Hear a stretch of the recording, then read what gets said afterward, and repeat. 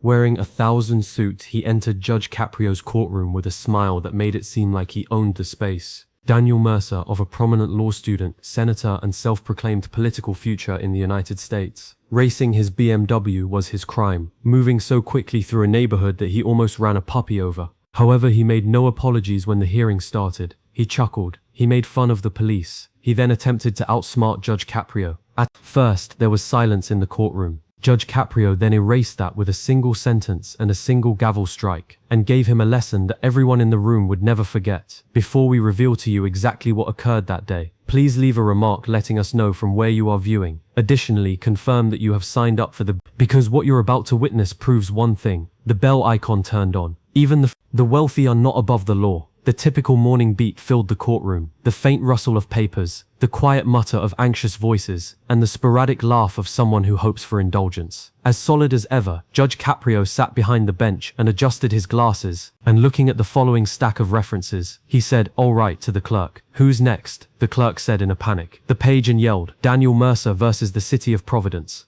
The two doors squeaked open, and for a moment, the relaxed air in the courtroom changed. A young man, no more than 21, entered, far too costly for a student to wear in a fitted blue suit. Hair neatly combed back, sunglasses in place on his head. He acted more like someone going to an interview he already knew he'd been invited to than like a defendant. Aced. Judge Caprio raised his head. "Mr. Mercer, good morning." "Good morning, Your Honor," the young man answered, his smile a bit too self-assured. The cashier started reading from the file. Accused of operating recklessly, driving too fast in a residential area, and not yielding, it caused some heads to turn, and Caprio arched an eyebrow. "A pedestrian animal." According to the officer, the cashier clarified. "A dog, Your Honor, a small puppy." Gasps echoed through the gallery as the car came within 2 feet of hitting it, before swerving into a curb. Caprio's slowly, the young man's eyes rose to meet mine. "Is that right, Mr. Mercer?" As if the matter were nothing, Daniel chuckled softly. "In theory, certainly, but come on, Your Honor. I didn't hide anything, but I was completely unaware of it." Caprio's voice was calm, yet the tone was strong. "Mr. Mercer, by inches or by miles?"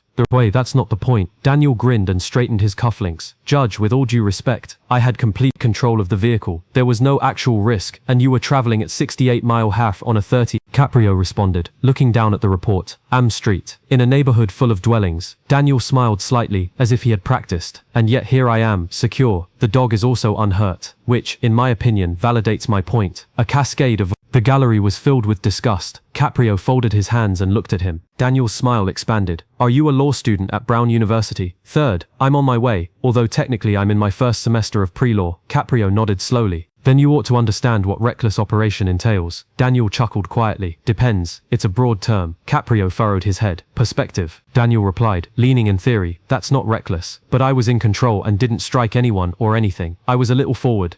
The courtroom fell silent, and some people looked at each other. One woman shaking her head, she muttered something. Caprio's voice trailed off. "Mister, do you understand, Mercer? What may have occurred if your talent had faltered for even a fraction of a second?" Daniel shrugged and looked at the crowd. "With all due respect, Your Honor, if a dog runs into the roadway, I'm not to blame. Pet owners should keep their animals on leashes." Caprio gazed at him for a while, his face illegible. "So in your view, it's the world's job to stay out of your way?" Daniel smiled once again. "I wouldn't describe it that way, but it does sound roughly." The room echoed with a sigh of amazement, and an older man in the back muttered, "Unbelievable." Caprio reclined in his seat. "Mr. Slowly," he added. "Mercer, I've heard in this courtroom there are many explanations, but yours may be the most inventive." "Thank you, Your Honor." Daniel laughed, obviously assuming the judge's silence for laughter. However, the judge didn't laugh. Daniel's smile wavered. "That wasn't a praise. You're a lawmaker," Caprio said, turning a page in the report and tapping his pen. "Learner, this implies that you should be taught about responsibility, as well as regulations." Daniel swiftly said, "Exactly. And I take it seriously. I hope to make a difference someday, perhaps in politics." Caprio interrupted his father, who is a senator, by raising a hand. Daniel paused, the smile growing on his lips. "You think that makes you different?" "Back. To put it mildly, it helps me comprehend how things operate." Caprio's tone was measured, and his brows narrowed. "In my courtroom, everything works. Mr. Mercer, the same for everyone." Daniel grinned once more, but underlying there was a glimmer of irritation. "Of course, Your Honor, they certainly do." That slight hint of irony didn't go unseen. The gallery sensed a slight change in tension, but unmistakable. Caprio just closed the file without yelling, reprimanding, or snapping. "Let's see," he replied softly, looking the young man in the eye. "If you'll still feel that way after we're done here." The quiet words struck like a gavel blow. Daniel Mercer made a practice flick to straighten his tie, and the smile on his face was unmistakable before a storm. Your Honor, he said, coming back to his face as though nothing could hurt him. With all due respect, I think this entire charge has been blown out of proportion, he said, bending slightly toward the microphone. Caprio lifted an eyebrow. Oh, tell me. Daniel grinned, enjoying the attention. Sure, I was traveling quickly, but speed isn't always dangerous. It depends on the ability level of the driver. A slight tremor of incredulity passed through the gallery. Caprio remained. I've been driving since I was 16. Daniel went on, obviously warmed to the sound of his own voice. Silent, waiting. I've taken performance driving classes, and my BMW M4 has improved traction control, stability aid, carbon ceramic brakes. It's almost built to manage that kind of speed safely, so I was at least being as responsible as I could be. Caprio looked up, a small smile teasing his lips. Within your capabilities, he murmured softly. Mr. Daniel, do you know that this specific road is surrounded by homes in a school zone, Mercer? Yes, but it was after hours, there were no children around, and I was on guard, so I shrugged. Daniel smirked as Caprio leaned forward a little. And the puppy you nearly hit didn't falter. That was regrettable, but let's face it, people ought to be in charge. They're pets. Taking care of the neighborhood's animals is not my responsibility. The response was instantaneous. A few piercing murmurs, a suppressed scream from the front row, even a little tremor of the bife's head. Not your job, Caprio said, his tone remaining composed but lacking warmth. Exactly, he repeated softly, and Daniel nodded, missing the shift completely.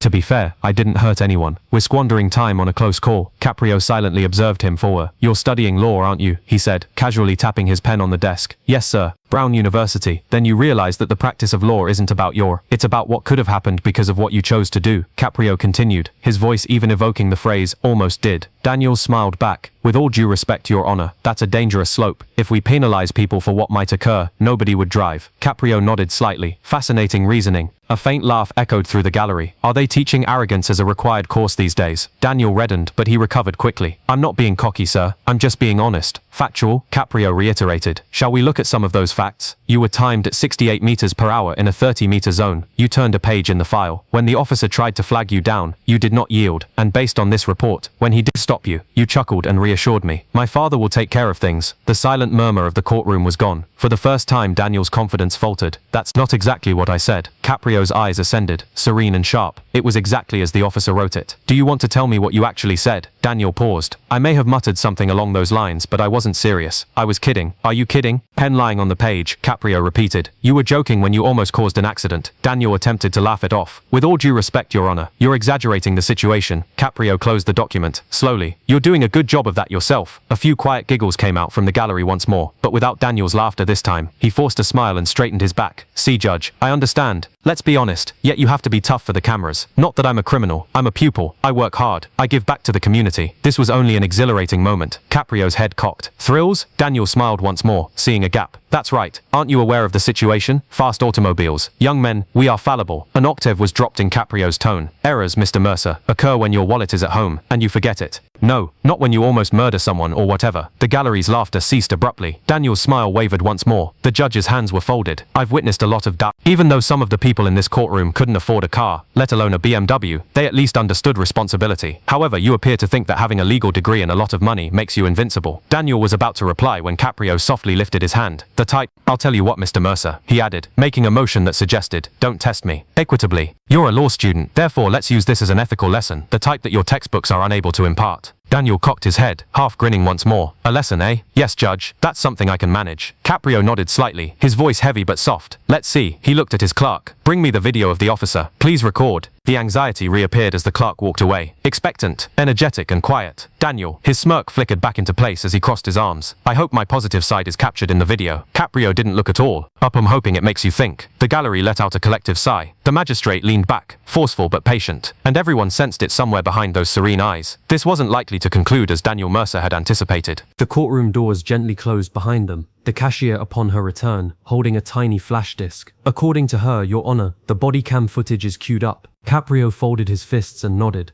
Daniel Mercer leaned on the platform and said, thank you, assured as ever. He muttered, oh, this should be fun, loud enough for anyone in the front row to hear. Listen, the cashier pressed the play button. The video started on the tiny screen next to the bench. A camera on a peaceful street at twilight. The cop rushed toward a brilliant blue BMW that was idling sideways across the road, trembling a little. The tire screech barely resonated even now. The voice of the officer was heard. Stop and turn off the engine, sir. The youthful driver chuckled. Officer, calm down. It's not a tank, it's a BMW. The officer gave a stern response. In a school zone, you were traveling close to 70 mph. Everything is all right. Nobody was harmed unless you include your radar. The courtroom erupted in gasps. The video paused. Caprio let out a slow exhale. He noted, however, that helps, no doubt. Daniel shrugged. As I mentioned, I was kidding. You can't. It's called sarcasm. Take things so seriously, Your Honor. Caprio repositioned his glasses. I observed that you using irony while addressing law enforcement. Daniel's smile got bigger. Judge, you ought to give it a try sometime. May become less items in the area up here. A few folks in the gallery looked at each other uneasily. The bailiff slightly changed his position, not out of anticipation, rather than anxiety. Caprio's voice remained steady. You appear to incredibly self-assured for a person with numerous infractions. Daniel laughed. Your Honor, confidence is essential. That's what distinguishes followers from leaders. Caprio's head cocked. And conceit from ignorance. The courtroom chuckled quietly. Daniel's smile wavered, then came back a little thinner. You judge, you know I like you. You make me think of my dad. Traditional, feels that everyone is treated equally by the law. Everybody is treated equally by the law. Caprio stated coolly. Daniel gave a phony sincere nod. Yes, but only for certain individuals. Possess improved access to it, if we may use that phrase. That struck the surface like a soft slap. Space. The connotation was unpleasant and clear. Caprio's gaze grew stony. Be cautious where that is what you're going with. Daniel chuckled once again, more loudly. Judge, hurry up. Do you truly believe that I'm intimidated by your entire act? I have viewed your vids on the internet. The entire firm but kind thing. It's excellent publicity. The gallery fell silent. The bailiff's eyes enlarged as well. Just a little. Caprio reclined in his seat. Good PR, he said quietly. Daniel gave a nod. Don't interpret it incorrectly. For TV you're doing fantastically. However, let's be sincerely, I understand how this operates. After you give me a minor fine and give the camera a little lecture, everyone receives their Judge Caprio in a good mood. He lowered his voice and leaned forward. However, we both earned a mood. I'm leaving here quite fine, you know. After that there was complete stillness. Caprio quietly, he clicked his pen down. Slowly he said, Mr. Mercer, you appear to believe that you have already won. Daniel grinned. I'm just practical. Caprio's voice grew husky. No son, you have delusions. A gentle gasp echoed across the gallery. The judge's voice remained steady, but beneath it was steel. You believe that because your father is a senator, respect is not required. Allah, you believe you're smart because of your education, sufficient to make fun of the law that shaped your future. Let me tell you something though. I've saw folks with a lot more authority than me. They still possess the humility to know when to shut up when your father entered the courtroom. Daniel gave an eye roll. Judge, you won't frighten me. I don't intend to, Caprio stated calmly. I'm attempting to awaken you. Daniel let out a forced laugh. Do you truly believe that a traffic ticket will transform my life? No, Caprio answered. However, losing your license may be struck more forcefully than anticipated. Unexpectedly, Daniel blinked. Caprio, leaning forward, he said in a calm yet sharp tone, you came here to demonstrate your invincibility. You're going to discover how you're mistaken. Daniel laughed, but his voice wavered a little. You are unable to watch that. My father, Caprio said. Your father isn't here. Furthermore, even if he were, it wouldn't matter because you don't use your father's name in this courtroom. You talk with your own activities. A wave of silent appreciation swept across the gallery. Daniel's jaw clenched. He made an effort to smile without opening his eyes. Your Honor, you're making a mistake. My dad is going to see to that. Unmoving, Caprio gazed at him. Then, gradually, he took off his glasses and placed them on the desk. Silently, Mr. Mercer, he said, you recently made your largest one. The courtroom's air altered, becoming heavier, colder and electric. Judge Caprio's statements were followed by a suffocating silence. The judge's patience was gone. Nobody in the... Not even Daniel moved the courtroom. The young man's grin flickered as he stood there. The laughing in the room had faded with him, and he realized it too late, like a flame in the wind. Caprio's gaze was steady, threatening in their composure, but not yet enraged. He said, Mr. Mercer, in a quiet and purposeful, your father can ensure that I apologize. You just told this court. Daniel fixed his tie and attempted to explain. I'm doing my job. Would you like to explain what that means? Return his swagger. You are making a grave error, Your Honor. Targeting someone like me. My father has power. Powerful power. Daniel nodded boldly, and Caprio didn't flinch. Influence. Yes, sir.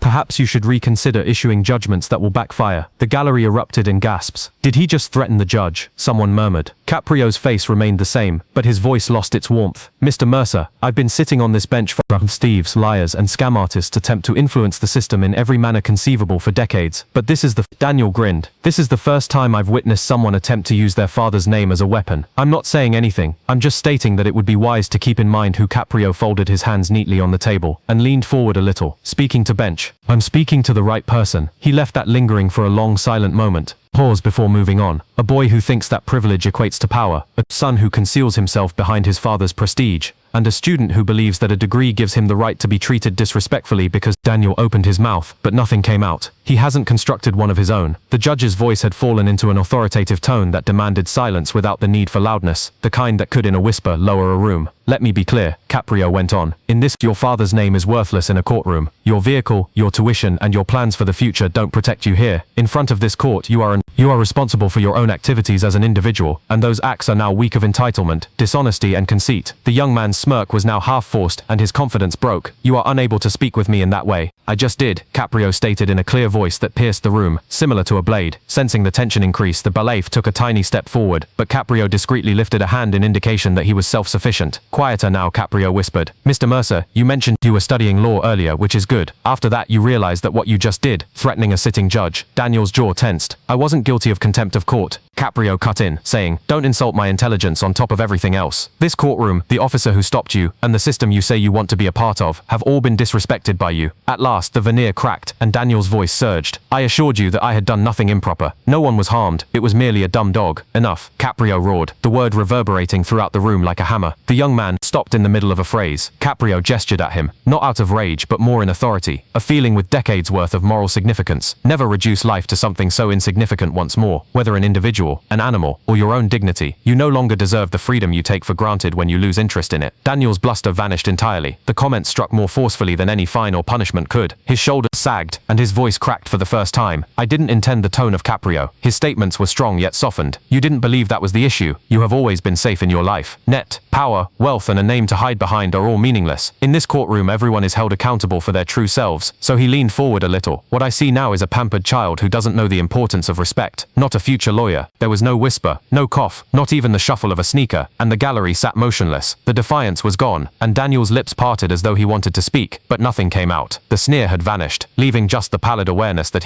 at last it was too much. Caprio removed his glasses and placed them gently on the bench. I could find you heavily. I could even treat you with disdain. When the time comes, ask for a review of your legal practice license, but you won't. Daniel blinked, perplexed. You won't? Caprio said softly. No, because losing something you believe you own teaches lessons more effectively than punishment alone. He reached for the gavel, looking straight ahead. With immediate effect, your driver's license is. You shall pay all fines and perform 100 hours of community service somewhere. You will be suspended for 6 months. You'll encounter persons whose names don't open doors anywhere on your campus. You can't. Caprio lifted the gavel once again. Daniel's voice faltered. I simply did. Thud. The noise reverberated like a door closing throughout the room. Caprio leaning back, Daniel said, You're dismissed, Mr. Mercer. He stayed motionless for a long moment before going away. The courtroom remained hushed as he walked, his face pallid and his pride broken. The air even appeared to pause before continuing. The courthouse door, as the gavel's sound diminished, Daniel Mercer stood for a few long seconds, then clicked shut behind the bife.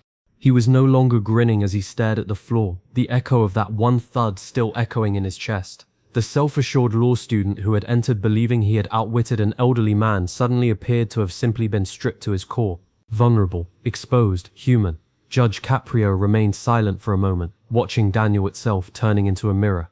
Each moment was prolonged, purposeful, and uneasy. His tone was calm again when he finally spoke, not sharp but full of significance. Mr. Mercer, he murmured softly, might have treated you with disdain. I could have allowed your conceit to dictate the remainder of the narrative, but that would have done nothing for you. Daniel gently raised his head, his eyes rimmed in blood. Then why did you take my license? Caprio said, leaning forward with his elbows on the bench. Since you had to lose something important in order to discover what really matters. Daniel swallowed tight, remaining silent. Caprio went on. You already stated that your father is a senator, a powerful figure, a role model. He paused. Do you believe he arrived by making fun of the law? Daniel blinked, caught off guard. No, sir. He put in a lot of effort in his profession. Respect comes first, he always told me. Caprio agreed. And yet you are lying in court, making fun of the police, and disrespecting this entire. Daniel's face dropped. What do you think that says about him, about the man who raised you? Words are more powerful than punishment. He opened his mouth to say something, but his throat constricted. You want to study law, Caprio. You want to be a lawyer, maybe even a politician, she replied quietly. Next, study this. If the people who enact laws lack integrity, they are meaningless. It trembled, but at last Daniel found his voice. I didn't intend to offend you, Your Honor. I simply believed I could manage it. Caprio gave a slow nod. Additionally, you've discovered the distinction between handling and comprehending something. There was silence in the courtroom. The gallery that had been silently condemning him suddenly had a new appearance. No longer adversaries or onlookers, only faces seeing a. In real time, the young man broke down. Caprio's voice became much softer. I'm not against you, Mr. Mercer. Actually, I think you have a lot of promise, but potential is meaningless if it's encased in conceit. Daniel's voice cracked. Now I am aware of that. Caprio gave a little insignificant smile. Excellent. Since you will eventually stand where I am, not ridiculing justice, I am upholding it. Additionally, I hope that on that day you keep this moment in mind. Recall what it was like to be on the opposite side of it. Daniel nodded, struggling to contain himself. Collectively, Your Honor, I shall. After staring at him for a while, Caprio declared, "Go home, tell your dad what happened here, tell him you're going to be in trouble with the law, and that the law turned against you." Daniel nodded once again, his voice low. "Thank you, Your Honor. Just get better," Caprio said softly, "without thanking me." Soft, conclusive, and indisputable, the words lingered in the air. After removing his expensive shoes, Daniel took up his file from the podium, turned, and proceeded slowly toward the door. They simply echoed, hollow, steady, and genuine. They clicked with assurance. No one laughed this time, as the spectators watched him go. The hefty courtroom, the late morning sun stung Daniel Mercer's face as the doors opened, and he walked out into the crisp Rhode Island air. However, this time it didn't feel warm, unlike the times he regularly left a courtroom with his ego intact. He lowered his head and walked carefully down the marble steps, the sound of his louder than ever, the sound of shoes hitting stone. His BMW, the identical vehicle that had brought him here with pride, was towed, labeled, and parked across the street, now representing everything he had assumed. Granted, a few gallery patrons emerged behind him, whispering softly. You could see it when one woman shook her head and muttered, that judge gave him exactly what he needed. The child was ultimately humbled in front of him. When Daniel heard them, he halted at the bottom of the steps and for once did not dispute. I gazed up at the courthouse, that ancient structure made of stone and order that had just scared the living daylights out of his conceit. His phone rang in his pocket, and he knew who it was without looking at it.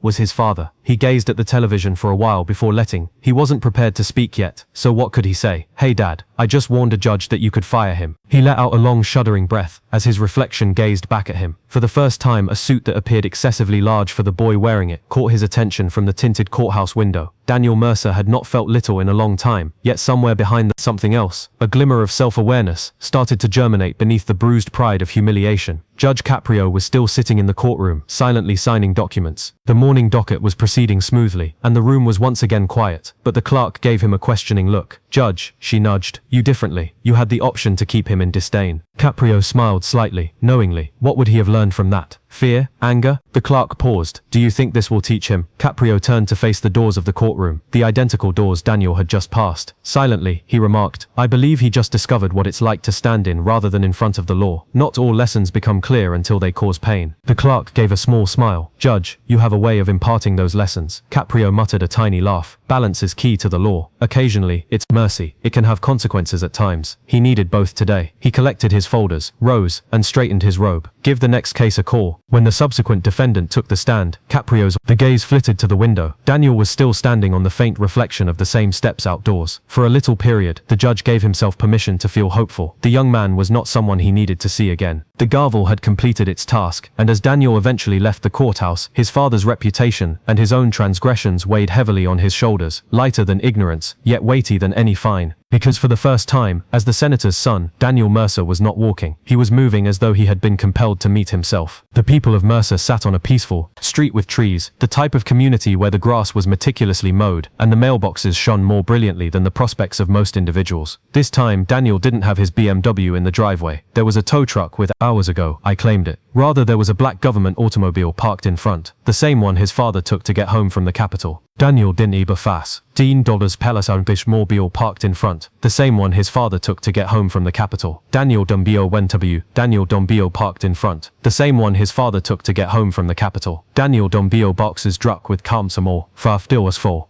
After standing on the curb for a while, he moved in the direction of the entrance. It felt like every step was more difficult. He had no fear of the rage of his father. He was terrified of being let down. The house was quiet inside, but for the faint sound of an old clock ticking away. Senator Robert Mercer, his father, sat in the living room, papers strewn on the table, jacket removed, sleeves rolled up. His son came in, and he looked up. Thus the senator waited while speaking in a composed tone. "I was contacted by the courtroom." Daniel remained silent. He was unable to. His dad put the papers down. "Judge, wasn't it Caprio?" Daniel gave a slight nod. "Indeed, sir." The lawmaker leaned, folding his hands behind him. "He claimed that you were impolite, conceited, and disrespectful. You threatened him by calling my name." Daniel clenched his throat. "I am his father," interrupted him. "Don't, not quite yet." The quiet dragged on once more. The voice of the senator fell more deeply. Daniel, do you know what you've done? Daniel's voice broke. I believed I could manage it. I believed that you were me. Although the senator's remarks were harsh, they weren't mean. You believed you were immune because of my title. You believed that law was about power rather than principles. Daniel's gaze burned. I didn't intend to offend anyone. I simply didn't believe that his father quietly concluded. Unable to look him in the eye, Daniel looked down. Caprio, judge stated the same thing. Slowly the senator nodded. He is a man of wisdom. I've known him since years. He's reasonable. He treats individuals with more dignity than most politicians ever do, in my experience. Startled, Daniel blinked. Do you know him? I do, of course. His dad stated. Every public servant ought to take a cue from him. It is perhaps much more ironic that my son chose to confront him. Daniel's voice wavered as he gulped hard. My license was suspended. Look for me. Community service. His dad gave a nod. Excellent. You deserved it. Startled, Daniel looked up. The senator got up and moved forward his son, placing a hand on his shoulder. I didn't make a living to shield you from the repercussions of your behavior, Daniel. I constructed it to ensure everyone is held responsible, including you. Daniel's eyes filled with tears. I merely wanted to demonstrate my strength. His father's voice grew softer. Power isn't, son. It's demonstrated by defiance. Restraint is the proof. You attempted to prevail in a battle that you lost more than a case, and it wasn't worth having. You are no longer humble. Daniel hastily, ashamedly wiped his face. I am aware. His father gave a silent nod. Daniel moment. Then take what you can from it. Do you hope to practice law someday? Begin by remembering that laws are in place for the weak, not the strong. Daniel inhaled deeply and unsteadily. Yes, I will. Excellent. The lawmaker gave his shoulder once, gently yet firmly. Go clean up now. In an hour is dinner. And Daniel, at the doorway he stopped. Indeed, sir. His father whispered. The next time you enter a courtroom, keep in mind. The Daniel stood silently as his father exited the room, saying, your name is the only one that matters. He didn't feel like the son of a senator at the moment. Rather, he felt like a young man starting something smaller, more modest, and perhaps at last genuine. The light had changed back in the courtroom, and it was now golden as it filtered through Providence's enormous windows. Judge Caprio was sitting peacefully at his bench, closing the last file of the day. The clerk prepared to adjourn the session by gathering her papers, but for a brief moment Caprio didn't move.